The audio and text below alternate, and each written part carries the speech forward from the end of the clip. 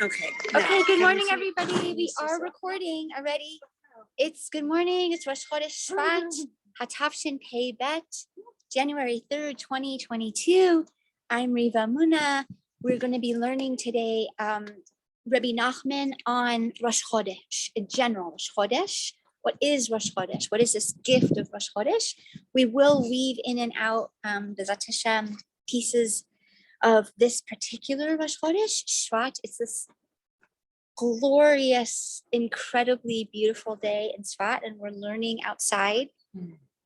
So this Torah learning, this light that we're generating and sharing together, please God, should be for the refuah shalema of Jody, Gabriella Pina's Ima, Chaya Bat Chana. She's going to have surgery, and she needs a refuah. If someone could please pour me a cup of water, I'd be so happy. Thank you. Also for the elevation of the neshama of Neely Salem's Ima. I am so sorry if someone knows her name. I know it's Shoshana, but I don't know the whole name.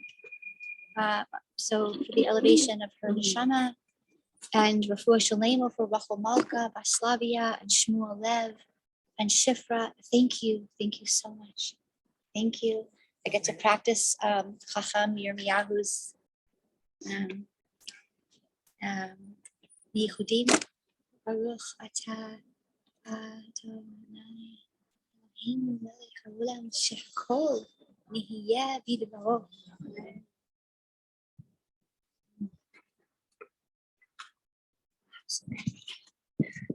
Okay, so I think we'll begin with a bit of just the words Rosh and Chodesh, right? So Rosh, we know, means the head, right? Which really means the beginning of something. The beginning of what, right? So Chodesh, from the word Chadash, right? New, right? Hitchut, newness.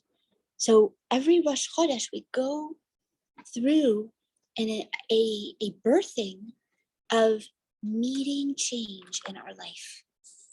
So we get to practice how to change, because how we change has a lot to do with how things are going to look after the change, right? So what we mean by this is, if we meet the change with a lot of fear and a lot of resistance, it becomes sort of like sticky taffy, right? We're going to change anyway. It's going to happen anyway, right? Because Hashem's job is to evolve us, and our job is to try to participate as much as possible.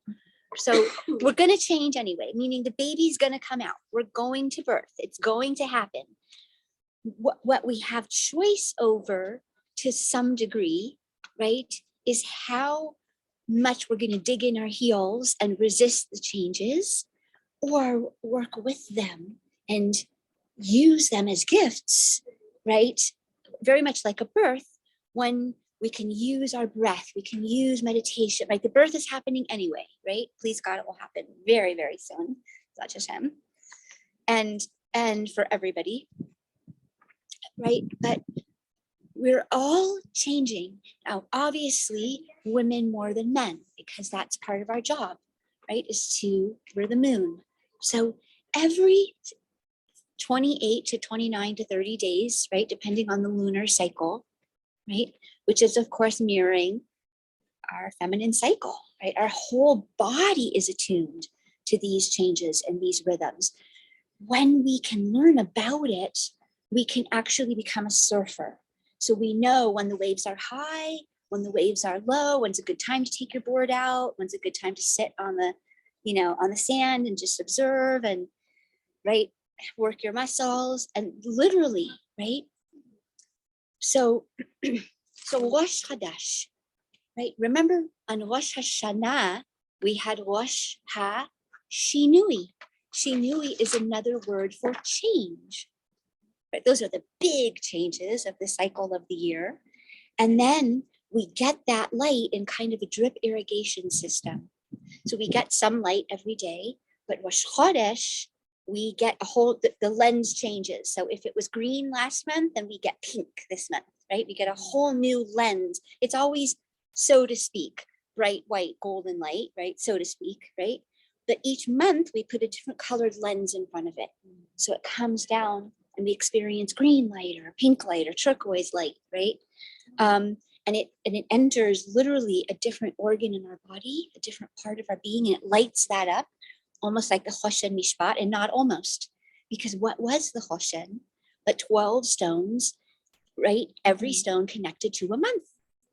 Every stone connected to a particular organ in the body, to a particular healing system, such as, right, the endocrine system, the reproductive system, the circulatory system, the nervous system, right? Every month, every stone connected to a part of our body, because it all needs time and love and attention, but we can't do it all at once, right? First of all, it would overwhelm the system, right?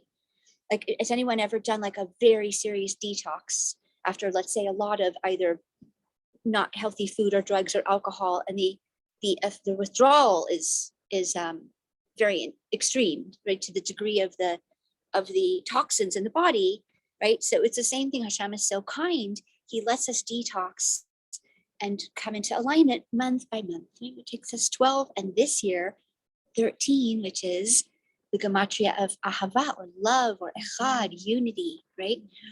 And for those of you on the recording who don't understand what I'm saying, is because we have an extra month this year, an extra lunar month of Adar, but it's going to be the next month, right? I said this. Every few years? So Yeah. I got married on that year. Yes. Whatever.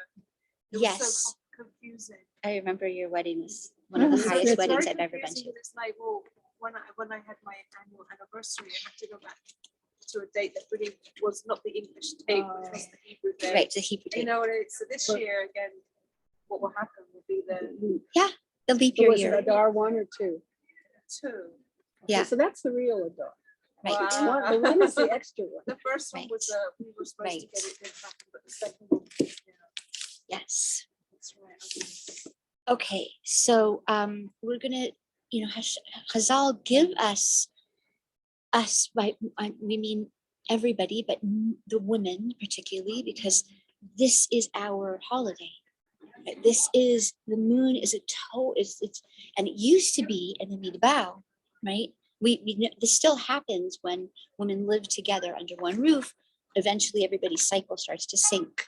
To be clear, SYNK, right? Sync up, not as in Tovea, as in sync, but it can feel like that too.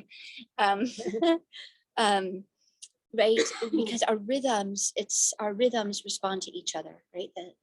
The breathing rhythms, the hormonal rhythms, we're always having rhythms moving through us, right? Our pulse is a rhythm.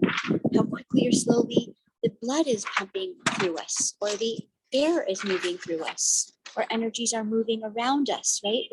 We're always in a rhythmic state. When we're out of rhythm, we call that pagam hada'at, right? The nervous system has been affected, and so the rhythm is off.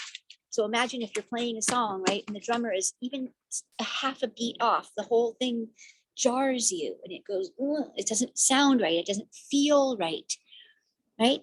So these weeks of Shovavim Tat, these 6 weeks, right, that began with Parashat Shmot. Shovavim Tat, right, is the acronym of those parashiot, Shmot ve'el rabo, beshalach ito, mishpatim, truma tetzaveh, right? These are specifically set aside for fixing, for preparing, to receive new da'at on Pesach, but we're preparing, we're getting a new influx now of life force, of energy, right?